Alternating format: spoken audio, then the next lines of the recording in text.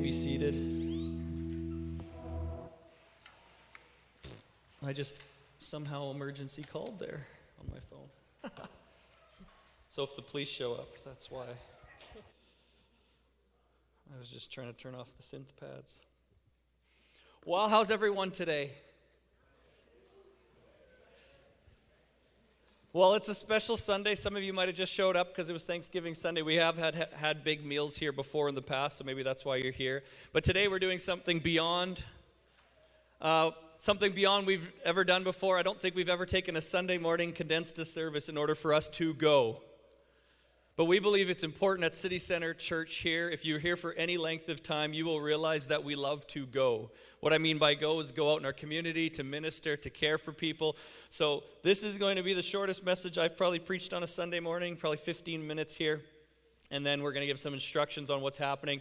But we're going to take the second half of this service to get into some cars. Some of you have already signed up to drive. But anybody here, we want anybody who's willing to come into a car. If you're not confident enough to drive or whatever, you can go with someone who's done this before. We want to fill cars, and then we were just going to go. We got a whole bunch of pies over here ready to deliver to people that have signed up at Christmas, actually. It's called Doorstep Go, and it's the thing we've done starting in COVID, where we just started ministering to people in our community. We couldn't bring them in this building, and so we decided to go to their doorstep, and we've continued this on, and 5 times a year, we just love on people and we just bless them. So this is the final one from the last Christmas sign up, and then we're going to be signing up for this next year, and we're going to get a whole bunch of new families or some of the same families, and we deliver to close to 150, 160, 170 families, between 800 people 4 or 5 times a year. So that's what you're jumping in today, and it's such a great opportunity. I think it's really important.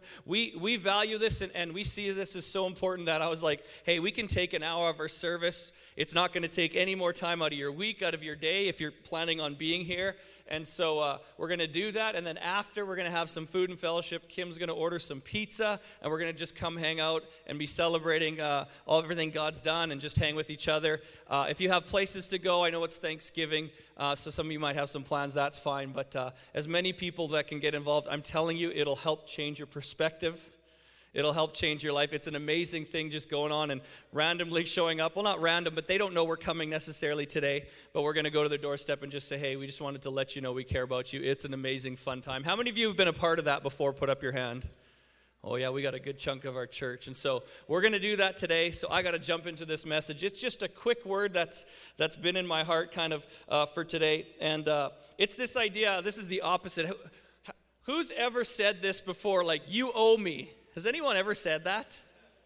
You owe me. Or maybe someone gave like an IOU. You give them an IOU. They used to do that, and somebody give you something, you say, hey, I have an IOU. This idea of IOU or you owe me, I'm sure we've all met someone who said that, or maybe we've said that ourselves. Maybe you did something for someone, and they just said, hey, I can't pay you back now. I'll owe you. Right? I think we've all been there. Maybe you did a favor for someone, and they said it to you. Maybe they didn't say it to you and you wish they would have, or they probably should have said, man, why don't you owe me? Or maybe you did something in hopes that they would owe you back and it didn't turn out. But this idea of owing, it feels like in today's day and age, we sort of live in a culture where people feel like they are owed something. I really sense that right now, like they're owed something, whether it's from the government, and a payment you get, you owe me this, or the government helps. You're kind of this idea of owed. Maybe you feel like I'm owed an apology. I am owed this. Someone did this to me, and I'm owed this. Maybe you feel like your spouse owes you something. Anybody who's married ever felt that before? Just me? Just me? I mean, just my wife. She's the only one that's felt that before. Maybe you're in a relationship, maybe a brother, sister, a boss, and you're like, hey, I did this, I'm owed overtime, I'm owed this. McDonald's, anyone feel like they were owed something from McDonald's? I have a sad story. I can't take too long with it, but recently I went to get some McDonald's. Don't cheer that. That is not cheerable. That's like, boo, I acknowledge that. But it was later, I don't know what it was, but sometimes they have different hours. And so I went through the drive-thru, pre-ordered, and it was pretty long. And so then got home and realized there was no fries with it. And usually if it's small enough, I don't go back and I'm just like, I should have checked. Because I kind of checked and I just didn't check good enough. They usually don't forget fries. So I was like, I go back and it was a long lineup for the drive-thru. It took like 15 minutes. And I was just fuming because I felt like they owed me. So I went through the line and I was like, okay, God, show the love of Jesus, all that. Because I had a lot of things I wanted to say. But anyways, and so the guy was like, I'm like, you forgot my fries? And he goes, what size was that? I'm like, well, it was a medium, but I feel like you could upgrade it to a large at least for the time I sat here. You owe me that. So I got large fries. I don't know if that's good, but I felt like McDonald's owed me that large fry even though I got a medium. And so we get this culture where you owe, first world problems when your fries don't come with your McDonald's, right? And that's like, this is terrible. But it's like we take things for granted. Running water. Can I confess today, for those of you environmentalists, I'm working towards it. We recycle, right? We have those drink boxy thingies, straws. Remember, I don't know if you know that, you know that. Anyways, we recycle and all that. But there's times, I run my water on cold to make sure it's cold before I put it in my water bottle. And it just runs. And I think often as I'm doing that, about people who don't even have the luxury of running water, as I'm just like, I'm going to run this until it's cold so I can have the perfect water temperature to drink. Anybody run it? Well, it's shame. No, I'm just kidding. I'm there with you. Right? And so that we take for granted. I can run this for 2 minutes because I want it to be cold. How about hot showers? Where's Maury? Hot shower, Maury. He's probably doing something. There was a season there where his hot water tank went down and he was talking about cold showers in winter. That's a little crazy. Hot showers, though, or showers, period. Anybody drive here today?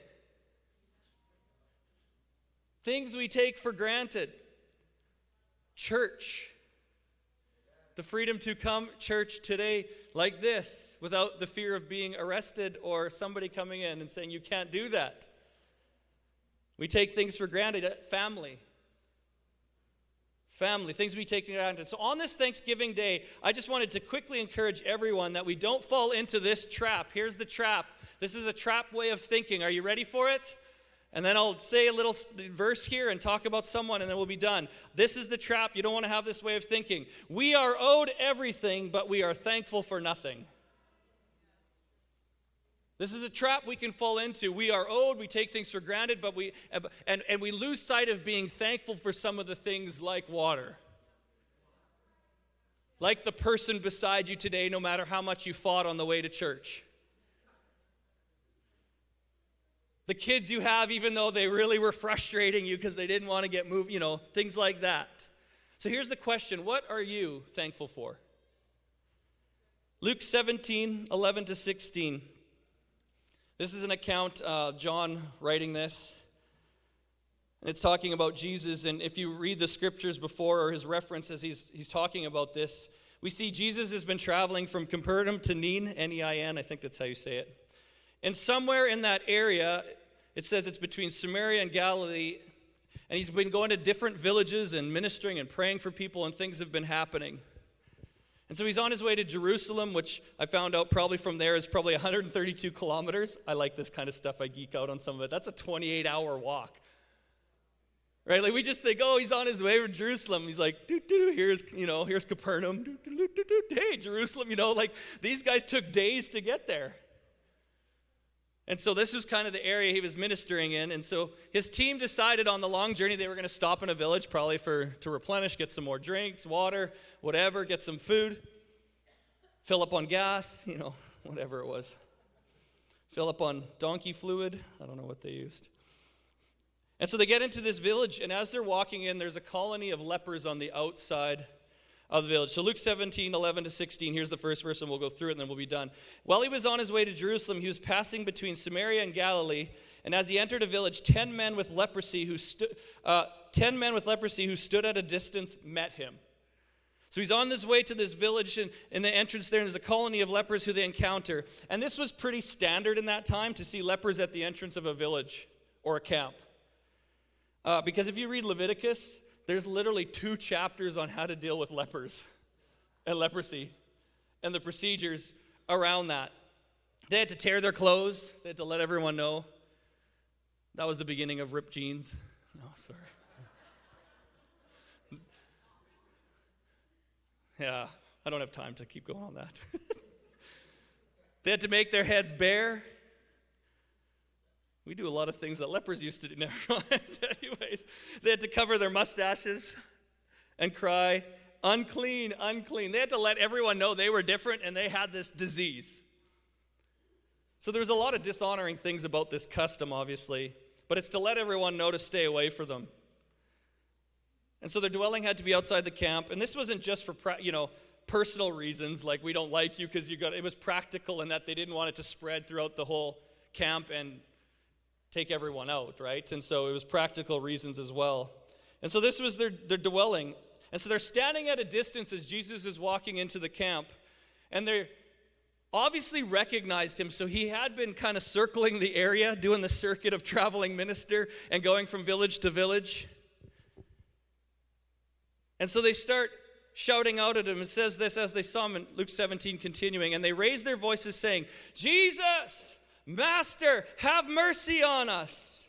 Jesus, Master, have mercy on us. And when he saw them, he said to them, go, hey, I like that, go and show yourselves to the priest. See, this is an interesting way for Jesus to approach this. He didn't say, you are healed, prayed for him on the spot and said, you are healed, which he's done in other instances. He did this.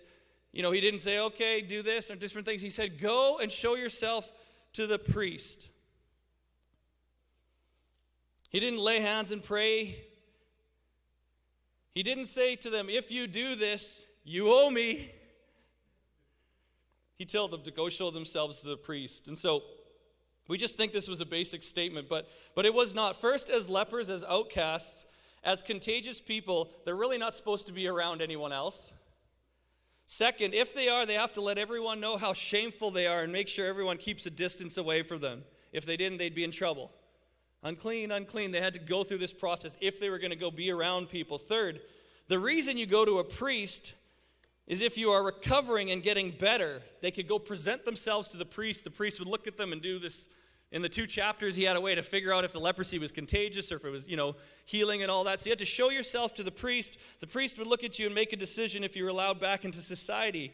And I don't think the priest would take too kindly on lepers just showing up who had no evidence of being healed, showing up and being like, here I am, look at me again. He's like, I looked at you 2 weeks ago, nothing's changed.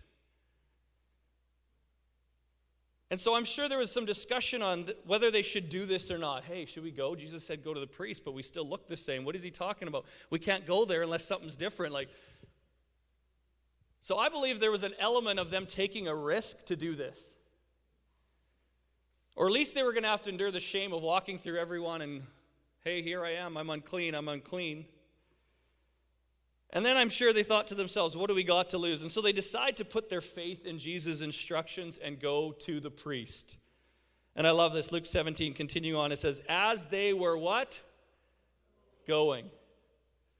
As they stayed outside the walls of the camp, or they stayed outside the city, did they get healed or cleansed? As they stayed inside the church and had service on Sunday, did it happen? As they were going, they were what? Cleansed. Hey guys, we're about to go. Not as they stayed, but as they were going. That's not even my message, but it's right there. So they didn't receive their healing until they went, till they acted on it. If they would have stayed outside the city, they would not have received their healing. Can you imagine if Jesus said, go to the priest, and they said, we can't do it, it's too much risk, and then 2 weeks later they're talking to someone, and they're like, man, Jesus came by and didn't do anything for us.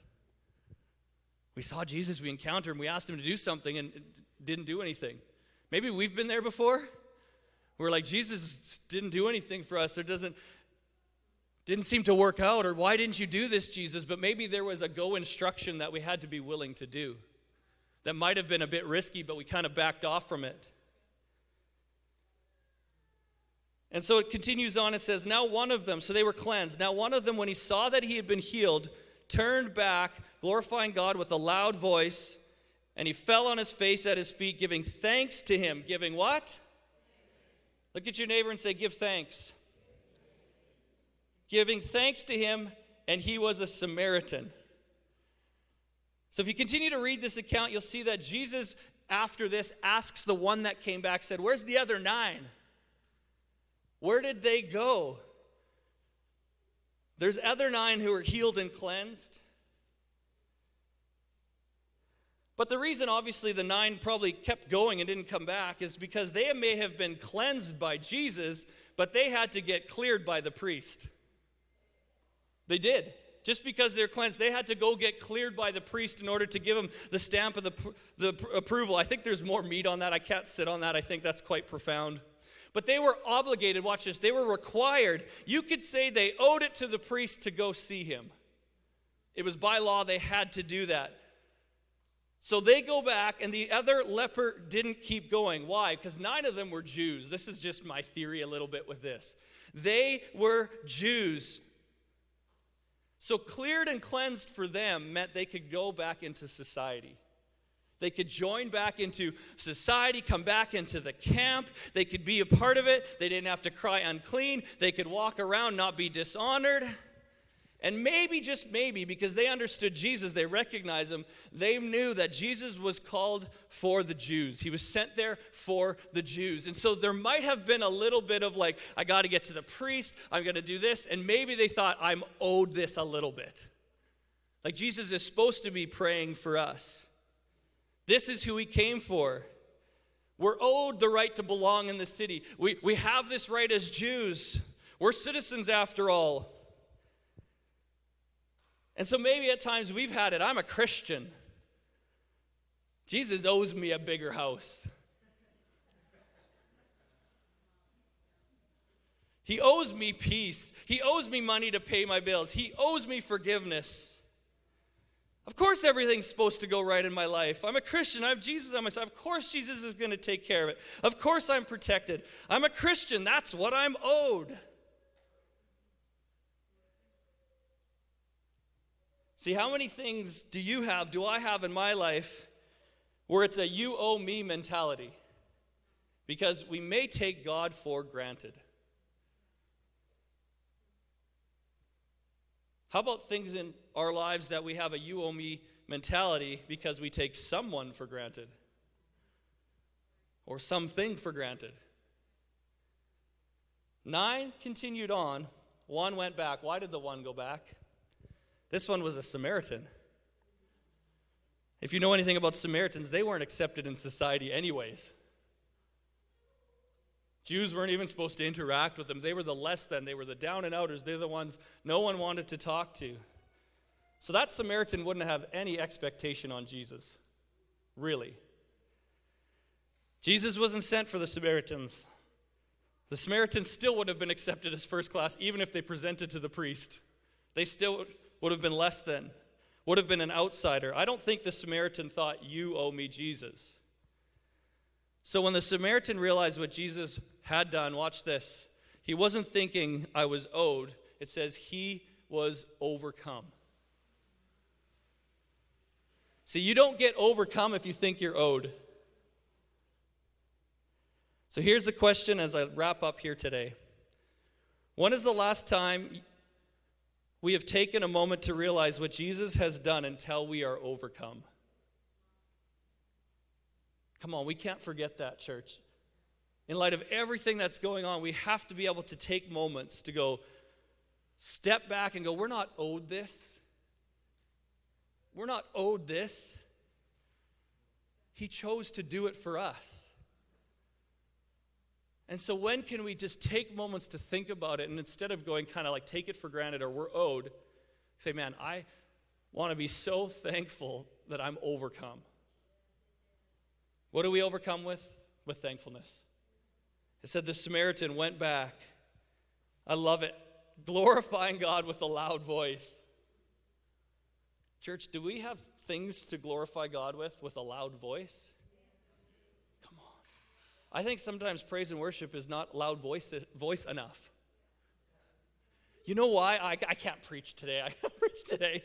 You know why? Because we're thinking of all the things that may not be perfect in our lives or may not be going right in our lives, or that thing we're owed, or why didn't that go right? That's the wrong thinking. We feel like we're owed something, or this isn't. We don't come in and praise because we're owed something. We come in and praise because we're overcome by someone.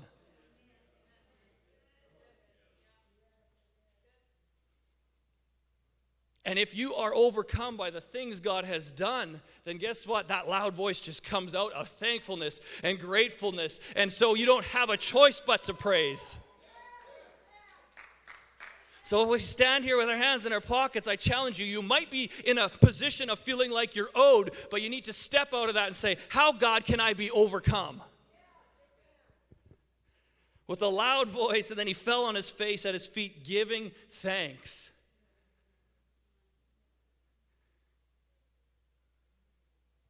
I want to encourage you to make sure that in our culture of comfort in North America, our expectation of better and bigger, it does not lead to a place where we feel like we're owed, but a place that we can still feel like we are overcome. What a blessed nation we live in.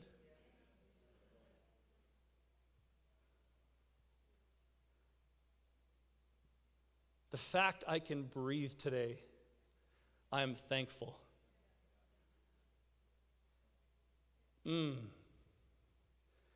So this Thanksgiving, instead of finding ways to feel owed, let's find ways to feel overcome with thankfulness. Whew.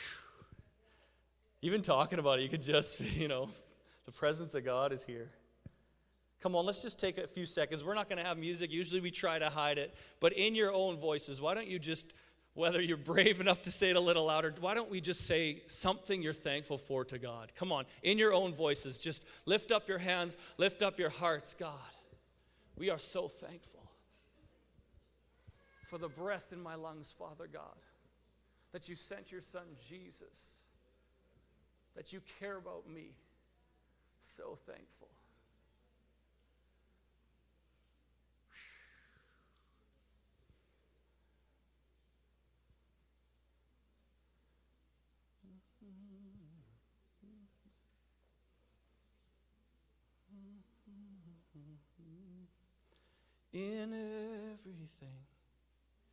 In everything, we will shout for your glory.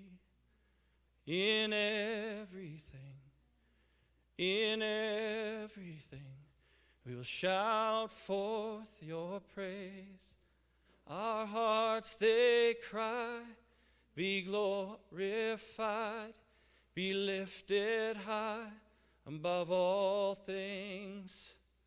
For you, O King, with everything, we will shout forth our praise. Oh, oh, oh, oh, oh,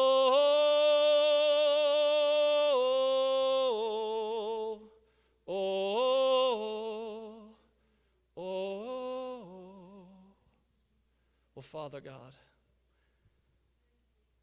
remind us to be thankful, that we can find moments to be overcome with who you are, Jesus. Oh, Lord.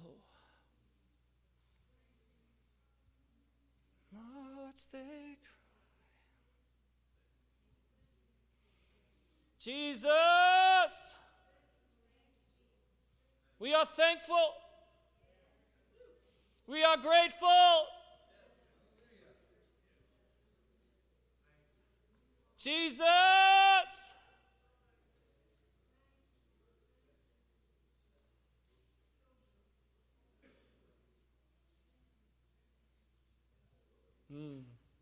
Yeah. It's already a different service. Let's just make it way different. Come on. Come on, let's stand. Come on, let's stand. Let's lift our hands and just thank him one more time. We are thankful. Jesus, Jesus, Jesus, Jesus,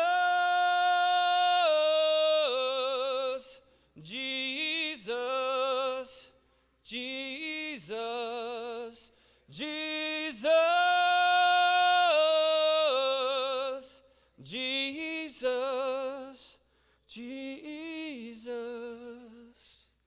So thankful.